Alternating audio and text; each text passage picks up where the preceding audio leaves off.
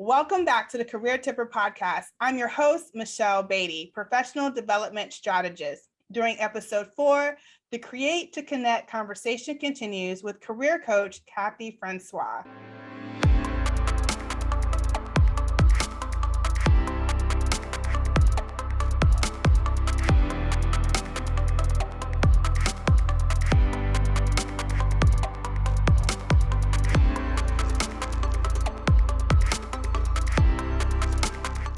Cathy, welcome to the Career Tipper podcast. Please tell the listeners about yourself and the work that you do.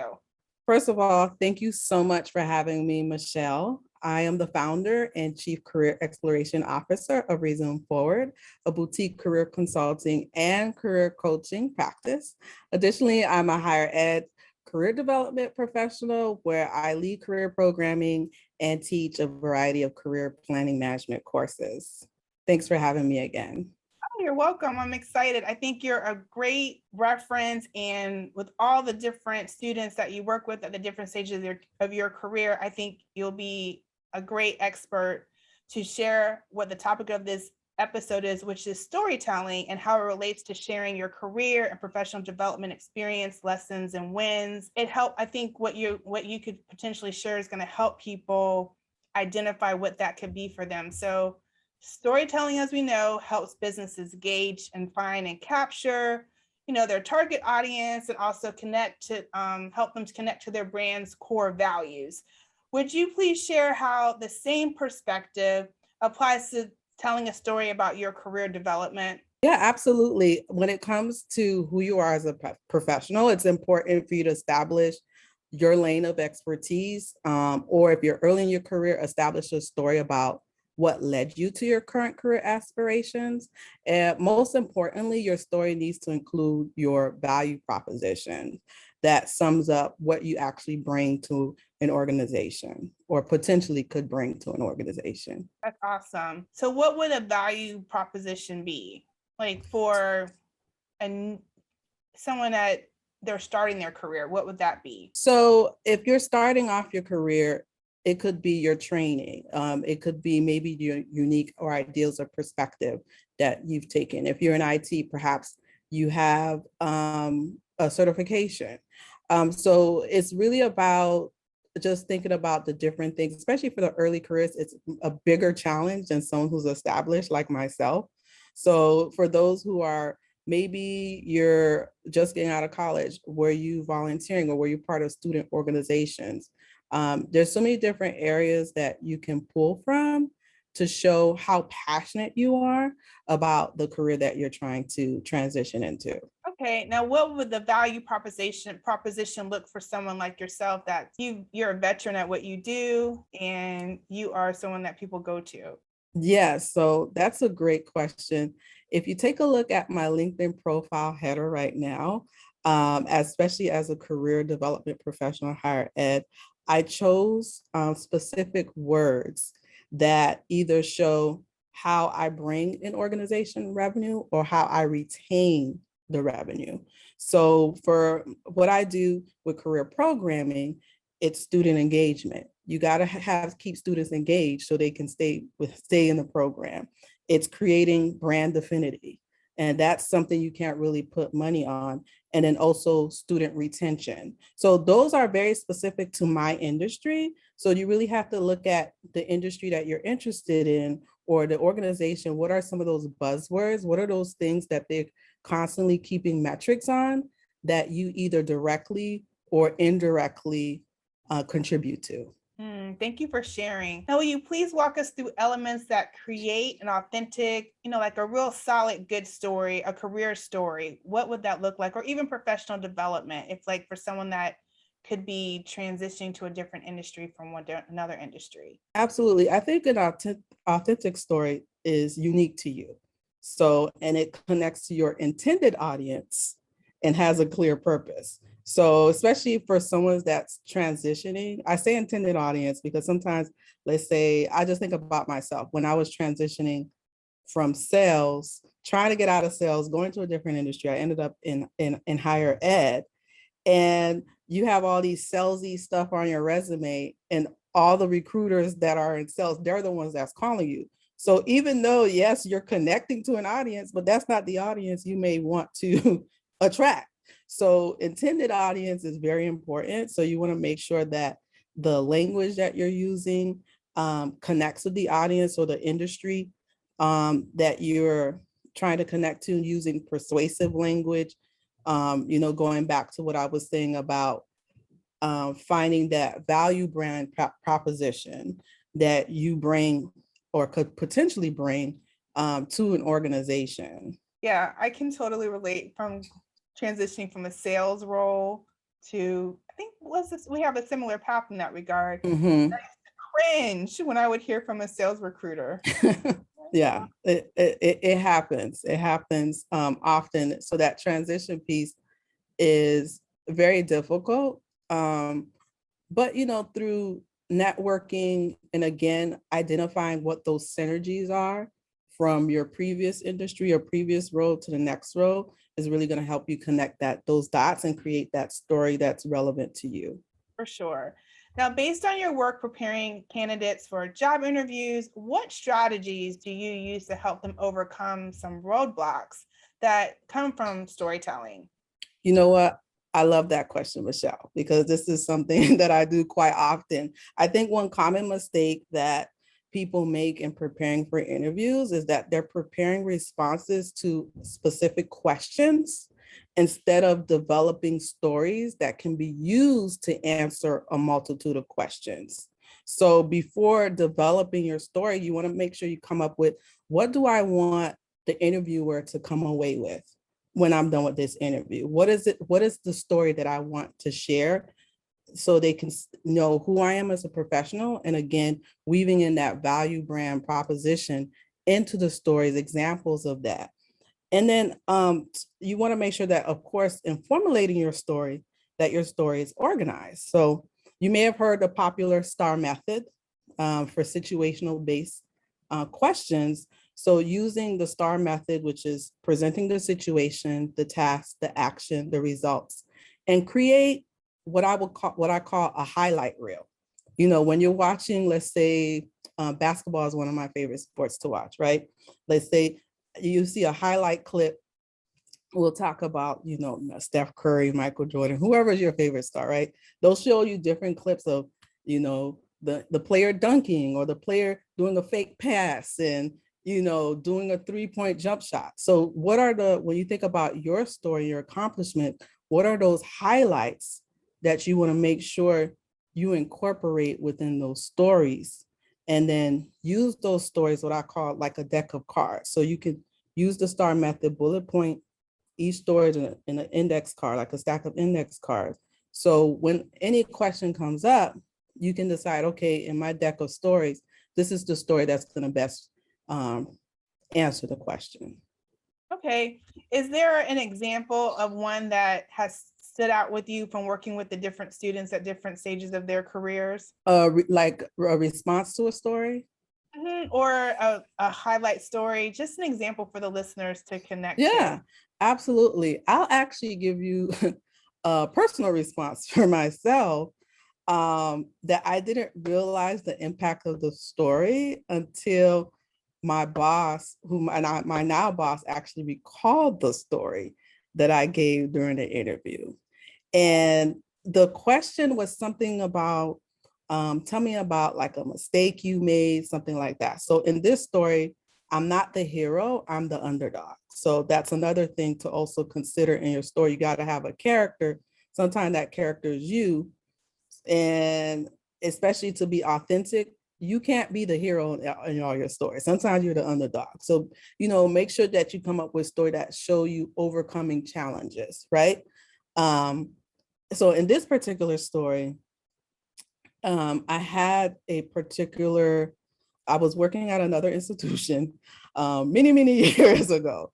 And I had a client that I was responsible in helping place into a job.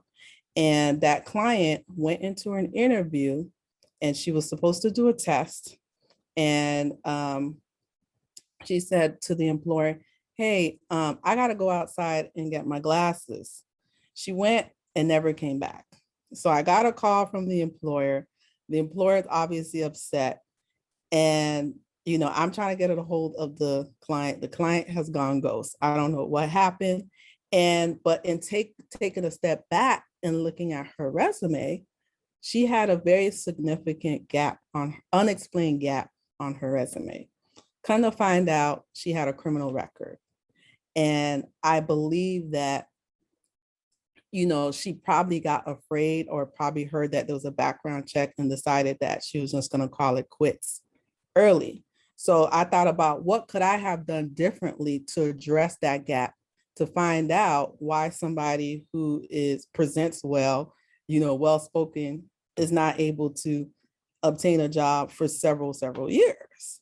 And in that instance, I talked about, after that, I actually created a presentation on how to help students with criminal backgrounds obtain employment and the lessons that I learned along the way. And what my boss had said, she said, when you told me that story, she said, if she could do that, she could do anything.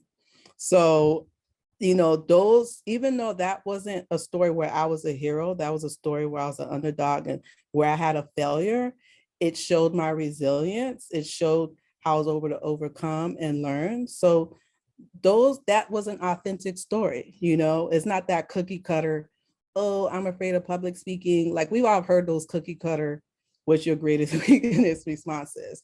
So when you are authentic, people remember and people connect with you much better. Okay, Cathy, how can storytelling fuel creativity in the workplace? By telling a story that connects to your audience, whether it's your teammates or external business partners, you can really effectively capture their attention to help them gain buy-in and share your vision. So when you are sharing your story, let's say you have a problem. IT, for example, are one of the departments that I bring problems to quite often because I manage a very robust technology platform as part of my role in career services. So I always want to make sure that I'm bringing the data or the facts that make sense to them in their language. And so if I tell them, hey, this is broken, I need it fixed, doesn't sound as urgent if I say, hey, this system is broken, it's going to impact 50,000 users that can, I use those language, those facts. And of course, I'll put in the technical jargon that they need, the specific technical jargon that they need to help identify and solve the problem. So I'm going to be like a techie response, but it's really important how you frame, or, maybe you need something from your department and it's going up to, up the channel to leadership. So one of the things I was tasked with professionally a couple of years ago was there was an opportunity to get a grant for our department. And one of the managers was like, hey, can you put together 5 bullet points for your program of why, to get some money, we have an opportunity to get some money to support your program. And I was thinking, 5 bullet points. We're asking for money. Like I'm gonna give you more than 5 bullet points. I got your 5 bullet points. And what I created was a full-on business proposal that had a story as part of the business proposal. Okay, this is the situation, this is the pain point, and then gave them the facts and the data. And along with, okay, what it was going to improve, that value brand proposition. Okay, it's going to help with that brand affinity. It's going to help with the, the student engagement, those things that are important to the people up top. They like those keywords. So again, storytelling in the business sense, because I'm in the career development space, so that's kind of my lane. It's so important. It's not just about, making lullabies and things like that. It's really how you frame your story, and to get that buy-in can really help you shine as a professional and progress in your career. Okay, Cathy. So can you just share a little more detail about how storytelling fuels creativity? Yeah, absolutely. I think by sharing your story, wherever position you're in, right? as far as what's going on in your space, especially when you're working across the aisle in different units in your organizations. You can really help create synergy. So we often sometimes, especially in the remote workspace, because I work 100% remote, we can easily operate in silos. So nobody's really knowing what you're doing behind the computer. So you really have to, especially in a remote space, really hone in on your storytelling skills when you have an opportunity to meet someone one-on-one on Zoom, have a phone conversation, or even it via email.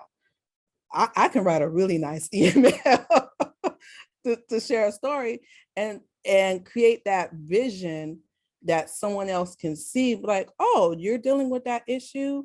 Oh, we have something that can help about that. If you're able to, whether it's pain point, and then also sharing stories of successes as well, because sometimes some people don't know like what you bring to the table, and you want to consistently, not to necessarily boast, but you want to consistently share those success stories, particularly if people can't see what you're doing, not only to your manager, but other outside people need to know what you bring to the table. So if there's a conversation in the future about, okay, maybe people need to downsize and organization needs to downsize and have make some hard choices who they're going to cut, they might end up cutting you because they don't really know what you're doing and what you're bringing to the table. Even if you are reporting metrics and you're meeting your numbers, you got to tell that story behind those numbers. How did you meet those numbers? What's that creativity that you use to meet or exceed that goal? Everybody has the same goal, but not everybody reaches the goal in the same way and uses the same skill set. So that is your unique story. That's your unique value brand proposition. Yeah, virtual high five. There we go. Love it. The ability to tell a good story develops through practice over time. We both know that. So would you please share some storytelling techniques to look for when observing others telling stories? You know what, Michelle, my favorite storytellers are comedians. I recently watched the whole David Chappelle Netflix special that everybody was talking about. And sometimes we think a comedian, their primary purpose is to make you laugh, but no, they're master storytellers, and they can take you through a range of different emotions. So when you're listening to a great story, it might convict you to take some action or excite you to take some action. A good story is relatable. So again, going back to what I was saying about connecting to the IT department, if I'm not using the technical jargon that they need, I'm going to have a harder time getting the results that I need. And vice versa, when IT is trying to communicate with me, if they don't break it down in layman's terms, they're going to have a hard time getting the information that they need from me as someone who's not necessarily, as tech savvy as they are. And you want to make sure that your story has a clear, focused purpose. It has a structure. Sometimes that structure could be, like I said, the STAR method that we talked about earlier is a good example, because you don't want to sound like you're babbling all over the place or people don't know what you're saying. Even like when you send an email, one of the things that I learned in business school and business writing, the bottom line goes up top. The main point that has to be in the first or second sentence, otherwise you lose the audience, and then kind of share the details of why it's important or how you need to get there, that kind of thing. And in a sense of, from a career perspective, especially if you're someone that's maybe looking for another job, a good story is going to have a character, either a hero or underdog that you want to root for. So think about those stories, as you kind of capture that engagement. It could be something that could surprise you. Like I shared example that I didn't share the client that had the criminal record. It was I'm not going to say it on this podcast, but it was a very serious crime, which I did share during the interview what it was. I guarantee you they remembered me during that interview with something surprising. And it wasn't necessary to highlight that particular client, but it was to highlight the gravity of that situation and the Mhm. challenge that I was up against. So that going back to that situation, the S in the STAR method, how you set up the situation is very, very important so the audience can understand the scope and the scale of the work that you do and the value that you bring to a position. Fantastic. Will you finish this sentence, please? Create to connect to. Create to connect to your audience. And I think with the world of social media, it is very easy to do that. If you have a LinkedIn profile, you can create articles or inspirational graphics, or if you're on TikTok, informational TikTok videos, IG reels. There's so many different things that you can do on a consistent basis to share your story and connect with that intended audience, right? Making sure you use the right hashtags too, as you are sharing, especially if you're trying to make a transition to space where you're not familiar and grow your network, or that going back to what I was saying, those early career professionals, that's another way again to connect with that intended audience. You know, maybe you worked on a project at school, or maybe you read an article and you just want to share that's related to your industry and you want to share your insight or your take on it, right? Those are different things that you can continue to practice your storytelling skills and engage and connect with your audience. Oh, thank you. Now, what are ways that you practice creativity and you connect to being creative? That's a great question. So beyond social media, I really practice connecting and creativity through listening to my client's unique career journey, and then using that information to create a story, whether it be on their resume, their LinkedIn profile, getting that optimized, or their cover letter, or helping them develop a strong interview strategy. So those are some of the things that I do day in, day out. I call myself a natural creative, even though I'm a career coach. I love creativity. You can see my background. I designed this. I'm a natural creative. So when I approach even resume writing or writing a LinkedIn profile, it's really from a creative lens. I consider myself an audience, but it really starts with listening to the story that they share and finding synergies that most people may not connect as it relates to where they want to go next in their career. I love it. Thank you. Thank you. Thank you, Cathy. Will you please share with the listeners how they can get in touch with you? Yes, so you can find me on resumeforward.com. That's REZUME forward.com. Or my handle is at resumeforward on most social media platforms. You can connect with me there as well. Awesome. You gave such a phenomenal interview from my perspective. So thank you for all the gems that you shared on storytelling. Oh, it's my pleasure. Thank you so much again for having me. Oh, for sure. And listeners, you can find me, Michelle Beatty, at careertipper.com or skillsrecharge.com. Please listen and subscribe to the podcast on your favorite podcast platform or on YouTube. And if you enjoyed this episode or any other episode, please leave us a review, a 5-star review. And until next time, continue to keep your stride and skills recharged while you are creating to connect.